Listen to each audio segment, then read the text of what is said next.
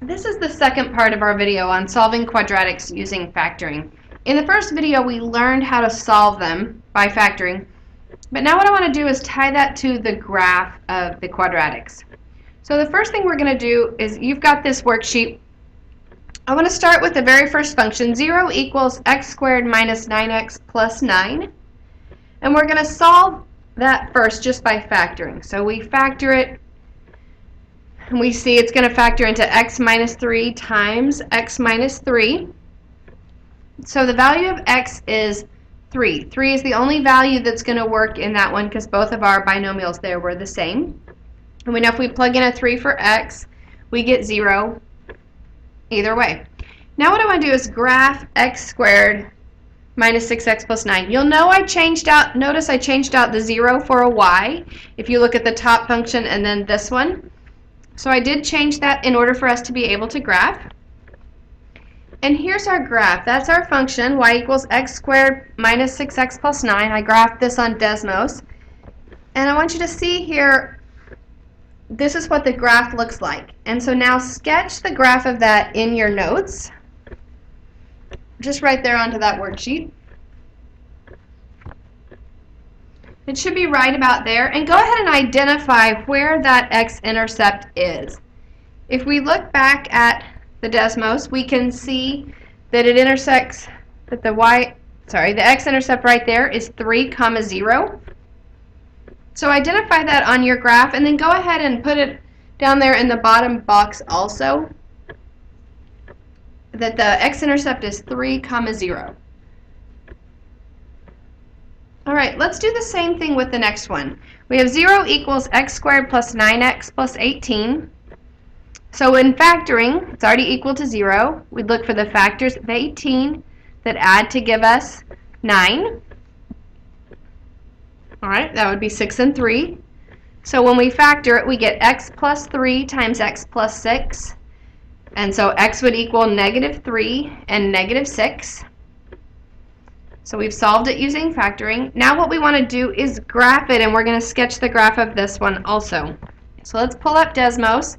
We'll turn off that one and turn on this one. We're going to have to move it over to see it. And here's 0, 0, and we see the x-intercepts here at negative 3, 0 and negative 6, 0.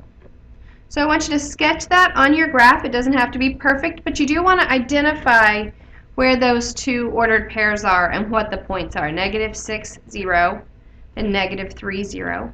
Feel free to pause this if you need to so that you can get those sketches in.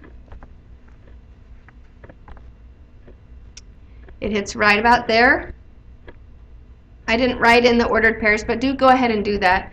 And then at the bottom box, we're just going to list again what our x-intercepts are. This time we had 2, negative 3, 0, and negative 6, 0. You may be already seeing a pattern or a connection here, but let's do one more just to check it out.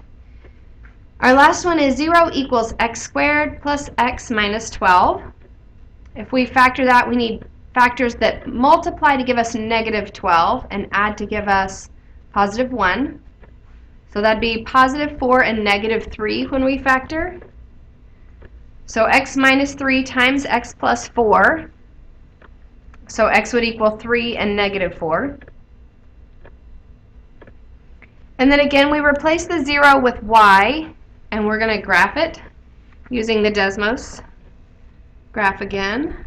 Let's turn that one off and this one on. You can see this one is kind of a huge, it goes way down. But what I want to focus on is where these x-intercepts are, negative 4, 0 and 3, 0. So you want to draw a sketch of that in here. Don't worry too much about how far down it goes, just worry about those two x-intercepts and where they cross. And we said it crosses at 3, 0 and negative 4, 0.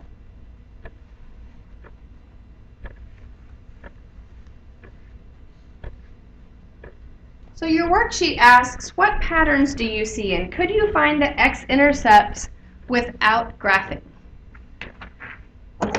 So here we had x equals 3 was what we found when we factored it, and then our x-intercept was at x equals 3. On the second one, when we factored it, we got negative 3, I can't really see that, and negative 6, and that's where our x-intercepts were, at negative 3 and negative 6. And then on the last one, x equals 3 and negative 4. And what were our x-intercepts? Positive 3 and negative 4. So can we find those x-intercepts without graphing? And the answer is yes. When we did this lesson way back at the beginning, the only way for us to find the x-intercepts was to graph.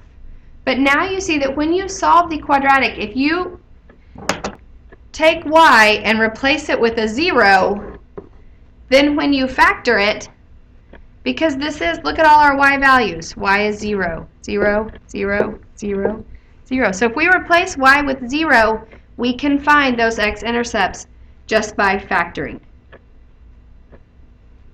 All right, and then the last question was, could we solve the equations without factoring? And the answer is yes. If we graph them, the x-intercepts are going to give us the same answers. So both of these things help each other. You can solve them by factoring if you want the x-intercepts, or if you have the graph, you have the x-intercepts, then you don't need to solve. You already know. So both of those are helpful. That's how the answers that you get when you're solving the quadratic connects to the graph.